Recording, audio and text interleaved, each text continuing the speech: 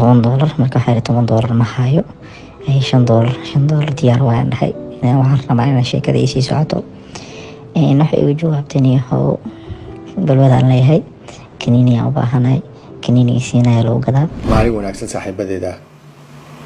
mararka qaar haddii aad isweydiisid waa maxay maalin walba inaad aragtid dhakhtar Soomaaliyeed oo ka digaya cudurka HIV/AIDS-ka sheegayana tirada dadka cudurkan uu haayo ama uu ku sii dhacaya in Muqdisho aad ugu sii badanayaan sanad toddobaad bil ilaa 3 maalinbo.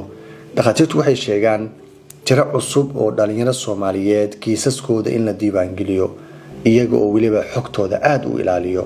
sababaha qayb ka mid ah cudurkan inuu ku sii faafo dalkeena ayaan kula wadaagi doonaa. ka hor intaada muuqaalkan dhameysanin waxaan kula wadaagi doonaa codad dhalinyaro Soomaaliyeed oo ka sheekeynaya waxyaabo aad u fool xun ay kala kulmeen gudaha Muqdisho. muuqaalkan qabo la wadaag saaxiibadaada kale. marka hore waxaan rabaa inaan kuu sheego dhacdadii ugu dambeysay wiil dhalinyaro oo Soomaaliyeed oo ku dhaqan Muqdisho xalay xilli dambo sheeko yar uu la kulmay ayaa rabaa inaan kula wadaago. wuxuu yiri waxaan casho u doontay qayb ka mid ah maqaayadaha ku yaala Liido. hadda waa sababta waxaan kuu sheegi doonaa mararka qaar waxa sababo in dhalinyarada si fudud cudurkan ku qaadi karaan. horaantii 2 sano ilaa 3 sano ka hor dadku waxay cabsi badan ka qabeen dadka in cudurkan qayb ka mid ah qurbaha dadka ka ugu imaado laakiin markan gudaha Muqdisho ayay arintu ka qoran tahay. haddii ka waran gabar Soomaaliyeed magaalada taagan qayb ka mid ah goobaha maqaayadaha lagu cabeeyo kaliya shilimaad yar oo waliba qiimo aad u yar ee kugu balan qaadayso inaad jirkeeda oo dhan waxa doonto ka samaysatid iyadoo markaa doonayso $2 iyo $3 kaniini daraagisa oo bedeli doona miirkeeda laakiin iyadu way u aragto inay ku raaxaysanayso inay cabto kadibna jirkeeda sida aad doonto ka samaysid. ka waran imisa qof ayay gabadhaas la kulmi kartaa iyadoo dhaqaale raadinayso, imisa ayaa caafimaad qabi karto, imisa ayaa caafimaad la'aan noqon karto, laga yaabo iyadoo qudheedo inay xanuunka qabto. waxaa dhacday in maanta caawadan aan casho doonto qoobi Liido. qoobi Liidana wuxuu kaabi ku hayaa wadada laga galo Liido oo mootooyinka xaggaas lagu celiyaa dadna dadka lugeynaya xaggaas galo.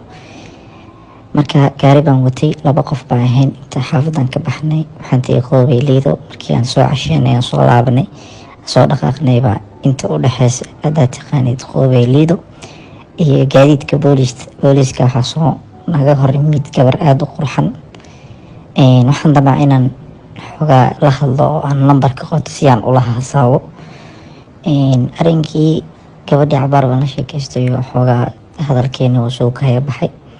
dhinaca yarkii kale oo gaariga la saarnaabay dhinaca daaqadiisii taagneed soo wareegaan dhinaca kale soo wareeg cabaaraan sheekaysan waxay u dhahdeen iyo dhageyso warka ku soo gabagabeeyo quraaca oo ku soo kala kacinaa maxaa la yiraahdaa everything on iyadaada ku soo dhaco diyaaran ku laahay. marka waxaan si hadalka u sii furfura waxaan weydiiyey maxaa khidmad ah oo aad qaadataa ala qof ka qaadataa. waxay ugu jawaabteen waxaan qaataa $10 marka waxaa $10 ma hayo $5 diyaar waan dhahay waxaan rabaa inaan sheekada ii sii socoto. waxay ugu jawaabteen yahow balwadaan leeyahay kaniiniyaa u baahanahay kaniinigii siinaya lagu gadaa siinayigii kaniini eegid waxaana lambar ma leedahay maya lambar ma lihiya dhahday maxaa ku diidinaa lambar hesho howla qaasa waaye tiri ma garat. marka niyahow dumar saasa inay jiraan horta wallaahi way ka tahay maalin ogeyn magaalada Muqdisho ku maalin ogeyn dumarkeena heerkaas ay marayaan. hadda niyahow wada wariye ah niyahow barnaamijkaas wacyigelin u baahan tahay ka fiirsasho aad iyo aad dhiifnaan u baahan tahay. wiilkan Soomaaliyeed wuxuu noo sheegaa waxa uu la kulmay xalay xilli dambe.